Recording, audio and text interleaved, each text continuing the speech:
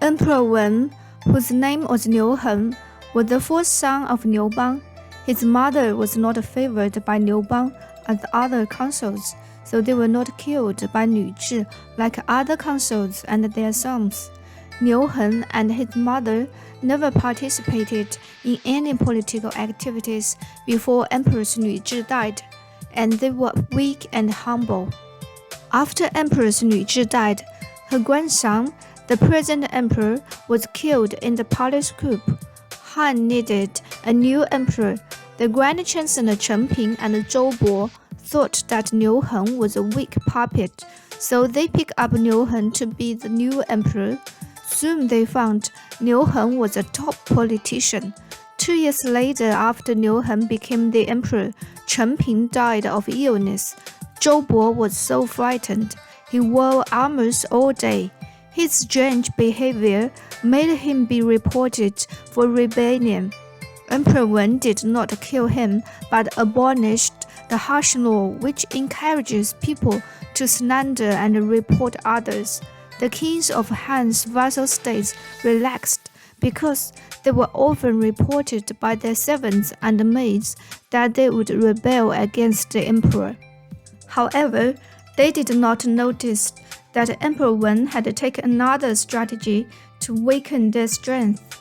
Emperor Wen ordered the king of Qi state to pass his land to all his sons instead of his eldest son.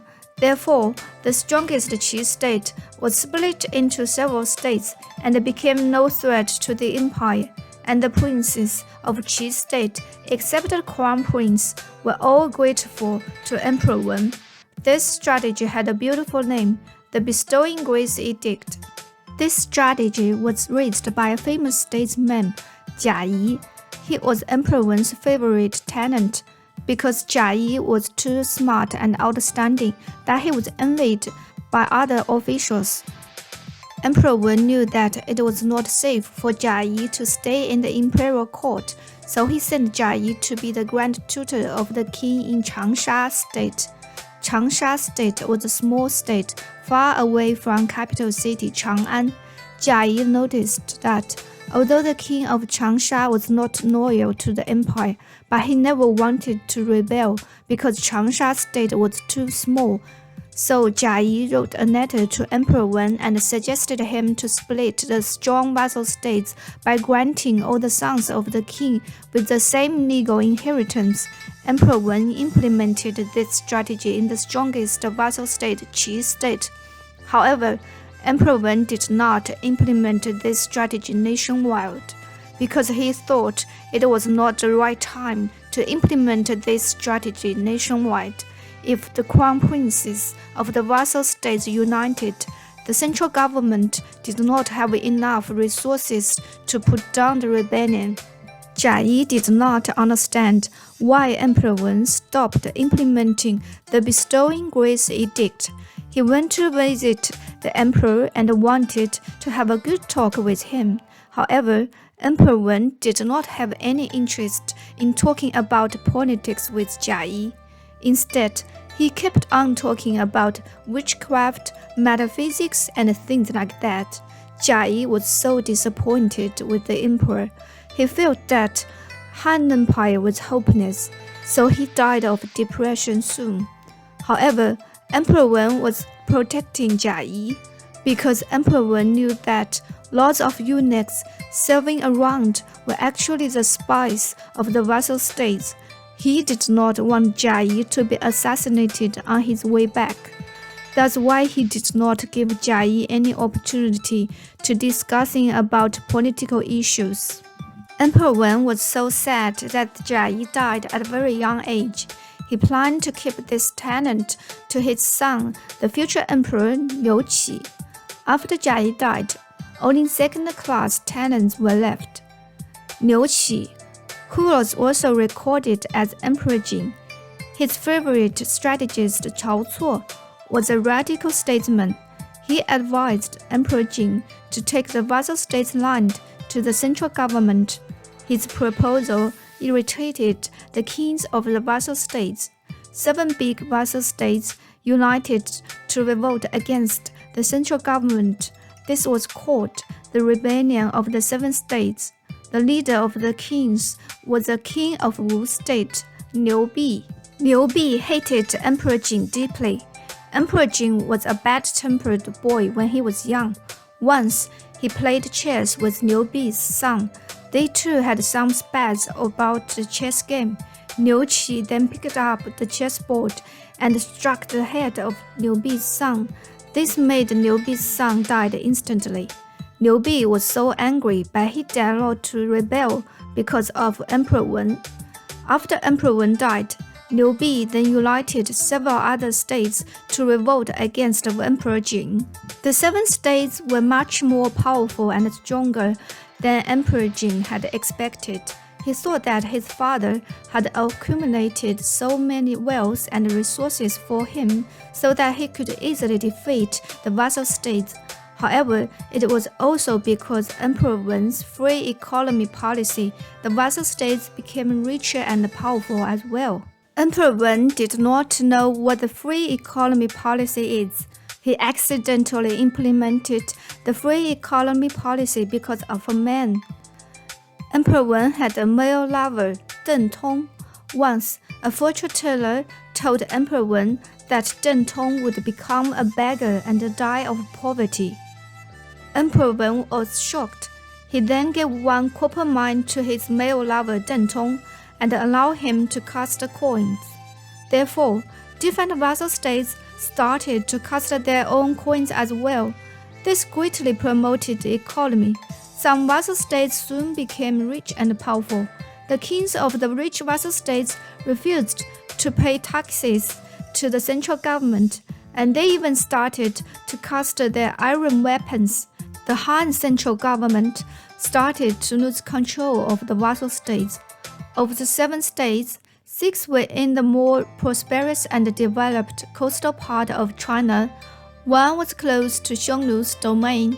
They had a strong willingness to be independent. They felt that if they could not be independent, they would be exterminated by the imperial court. In the end, the 7 kings were defeated and killed by Emperor Jin. After the rebellion war, Emperor Jin concentrated the imperial power as he planned, and he confiscated the copper mine and all the property of his father's male lover Deng Tong. Deng Tong then became a beggar and died of poverty, just as the fortune teller had predicted. Emperor Jin's control in economy and politics was strengthened, but he failed to control in philosophy. Emperor Jin wanted to use the Confucianism scholars because Confucianism advocated loyalty to the emperor. However, his mother, Empress Dowager Dou, was a devout believer of Taoism. Once, Empress Dowager Dou sponsored a Taoism discussion forum. One Confucianism scholar criticized Taoism but praised Confucianism. Empress Dowager Dou was quite angry. She ordered her guards to put this scholar into a pigsty to fight with the wild boars with no weapons. Lucky she was blind, so her son secretly gave one dagger to the Confucianism scholar. The Confucianist scholar then killed several wild boars with a dagger like a gladiator. Empress Dowager Dou lived longer than her son Emperor Jin and her husband Emperor Wen. Because of her influence, Taoism became the dominant philosophy of Wen&Jin. Taoism advocated follow the rule of Tao, not human. The reign of Wen&Jin was a period known for comparatively free economy, the benevolence and thriftiness of the emperors, reduction in tax and other burdens on the people, pacifism, and general stability. The rule of Wen&Jin is often viewed as one of the golden ages in Chinese history. Because Empress Dowager Dou advocated inaction in ruling a big empire, Emperor Jin had nothing to do but having sons with his consorts. He had 14 sons and numerous descendants, including the famous shoemaker Liu Bei. One day, Emperor Jin had a dream. A big red pig fell into Consort Wang's palace from the sky. Some imperial prophets said that Han Empire would become extremely powerful and the barbarians would surrender to Han. Some prophets said that the red pig was a devil. A few months later, Consort Wang gave birth to a son. Emperor Jin named this son Liu Zhi, which means Pig Liu. Soon he found that Pig Liu was extremely smart, so he changed his name into Liu Che, which means Smart Liu. As time went by, Emperor Jin found that Liu Che was the only one who can make his Han Empire become a great empire.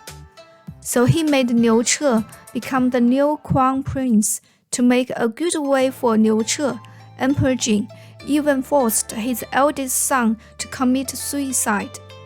Alright friends, our next episode is about Liu Che, who's also recorded as Han Wudi. Han Wudi was the smartest emperor of Chinese history. He invented a political system to make the Han Empire become a highly centralized country. From then on, the barbarian conquerors would eventually become another highly centralized country after they conquered China, and they would abandon their former language and system but use the Han language and system. Thank you for watching. See you in the next episode. Bye.